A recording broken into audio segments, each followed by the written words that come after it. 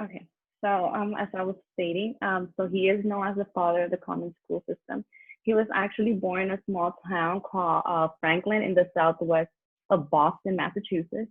He came from a really poor family in which his family were actually farmers.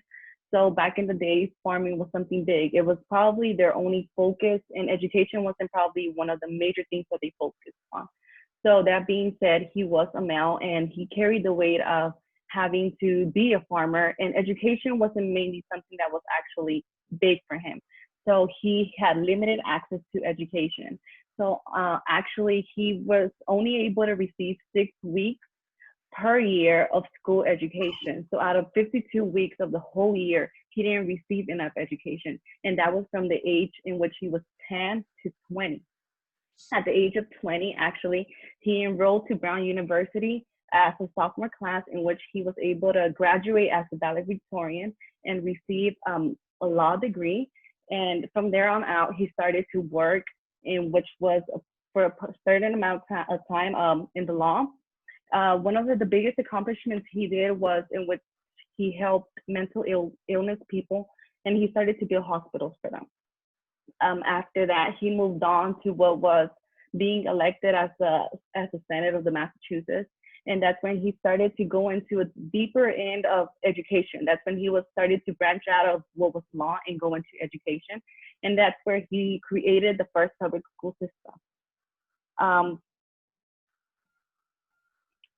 something that he managed to do was during those times there was a great amount of immigrants coming in from different countries, and he was able to notice how there was a great difference in which the education that they were receiving from the minorities, also from the different social classes that were going on.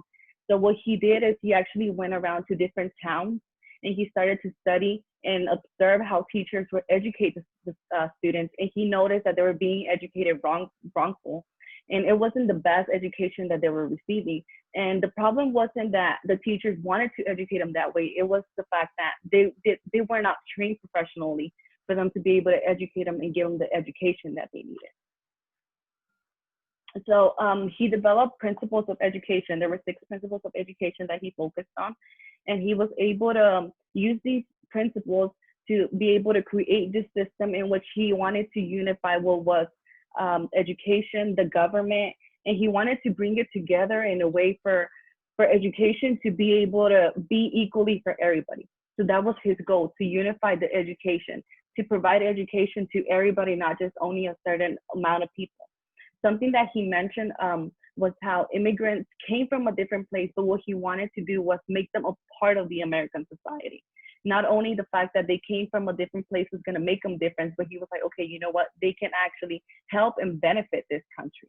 So we can work with that. So making connections. From the readings, I decided to make connections with 3 different readings that we focused on during the semester. The first one being Pedagogy of the Oppressed, the second one, the Concept-Based Curriculum and Institution of Thinking Classroom, and the third one was the Restorative Justice in Education. So for the first one, Pedagogy of the Oppressed, there were so many similarities that when I was reading it, I was like, wow, they were similar in so many ways. They both were really passionate about the education, and something that they both had in common was they were really humble people who grew up with poverty. So they understood that, and they wanted to fight for education and for the people who were not receiving the education that they needed to. Something that I also saw similar was the dehumanization, how the oppressed were being, they wanted to be free by the oppressors. They wanted to feel like they had a voice and they wanted to be seen. And it was the same way. He wanted these students, he wanted the education system to be seen and for it to be equal. Something that I was able to connect to was the banking model. So in which the teachers deposit to the students, and that was the only thing they were able to do. They weren't able to do anything more. And we can see that in Horace when he was trying to train the teachers to be able to provide more because they were not meeting the needs of the students because they didn't know enough. So it was due to the fact that they didn't have enough education to teach. They didn't have the right curriculum for them to offer them, that the students were not being trained the right way and receiving the education that they needed. And the concept-based curriculum, On chapter 2, there was this point that says teacher training institutions can better prepare the teachers for the classroom by ensuring a basic understanding of how knowledge and processes are structured to teaching, learning, intellectual development. So the curriculum was not there. And we were able to see in this point how curriculum is so important when we're teaching. We're supposed to know what to teach them. We're supposed to know how to meet the needs of our students, how to help them. And it was something that the teachers didn't have. So they couldn't offer something that they didn't have. So it was what Horace was trying to do. He was trying to give that to all of them. Also, in the restorative justice, we were able to see how it was all around revolving around the equality for everybody deserving the right for an education. On chapter 1, page 9, it says the core beliefs of restorative justice and education are that all human beings are worthy and interconnected, recognizes people's needs to belong in the universal human wishes to be connected to others in a good way. So they needed a sense of belonging. They wanted to belong. He wanted them to belong to.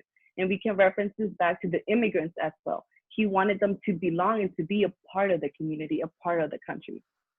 Another point was creating just and equitable learning environments means that all students and staff will be acknowledged and accepted for who they are, including their race, gender, sexuality, socioeconomic status, religion, language.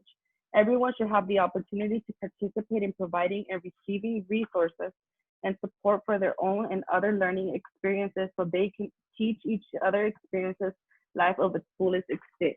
So they were able to meet the fullest extent of themselves by being able to be prepared.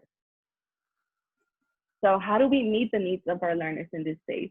I think as future educators, something that's really important and that we have been taught in many different classes and also in this class is advocating for our students. We need to advocate for our students and we need to fight for our students. And it's not only about advocating, it's about preparing ourselves constantly, re-examining ourselves and being able to reach a point and saying, okay, you know what I'm offering to the students is something that's beneficial to them. It's allowing growth and I'm able to see it. It's not only about me studying it and retaining it, but it's me giving it and pouring it out to my students. And I think that's something really important.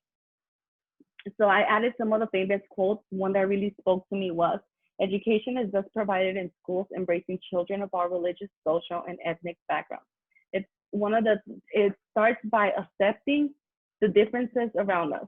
And from there on out, education can be able to occur because when we accept that we're all different and that it's okay, but we all deserve the right to education, that's when education can actually take an effective role in all of our